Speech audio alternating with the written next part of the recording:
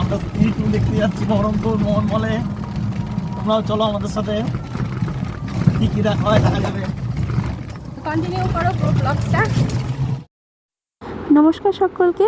তো আমার বরমশাই কি বললো বুঝতেই পারলেন। তো আমরা যাচ্ছি আজকে মোহন মলে বহরমপুরে।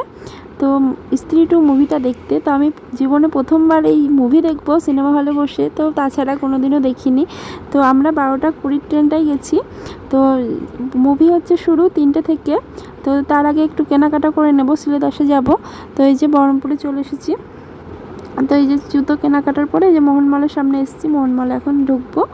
তো মুভিটা আমার মেয়েকেও নিয়ে এসেছি, যেহেতু এটা বাচ্চাদেরও দেখা যাবে। আর আমার মেয়ে হচ্ছে ভয় করে না ভূতের বই দেখতেও। বাড়িতে আমি আর আমার মেয়ে দেখে, ওর বাবা ভয় করলো, আমার মেয়ে একটুও ভয় করে না।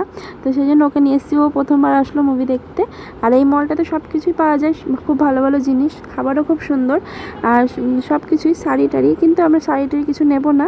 তো এখানে শুধু মুভিটাই দেখবো। এই যে টিকিটের লাইনে দাঁড়িয়ে আছি, টিকিট কেটে নেব। তো এখনও টাইম আছে বলে আমরা একটু ছবি টবি তুলে নিচ্ছি। মুভিটাও কিন্তু আমাদের খুব ভালোই লেগেছে, আপনারাও গিয়ে দেখে আসতে পারেন। আর ছোটো বাচ্চাদেরকে না নিয়ে যাওয়াটাই ঠিক। আমার মেয়ে যেহেতু ভয় করে না বলে ওকে নিয়ে এসেছি। তো চলুন, মুভি শুরু হয়ে গেছে।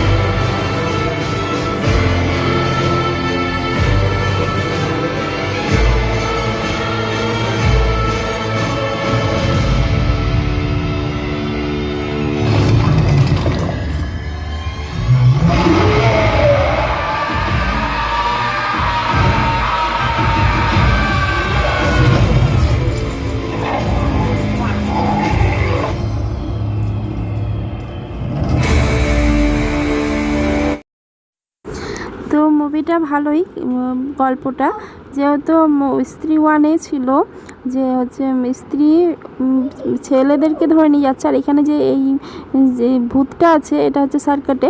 তো এই হচ্ছে মেয়েদেরকে ধরে নিয়ে যাচ্ছে, সেই জন্যই মেয়েদেরকে ঘরে আটকে রাখবে আর ছেলেরা বাইরে থাকবে আর পুজো টুজো করবে। তো খুব ভালো স্টোরিটা। আর পরে এই মানে স্ত্রী ওয়ানের ডায়ানটার মেয়ে হচ্ছে শ্রদ্ধা কাপুর, যে স্ত্রী ওয়ানে ছিল, বাস থেকে হাওয়া হয়ে গেছিলো ওই মেয়েটা।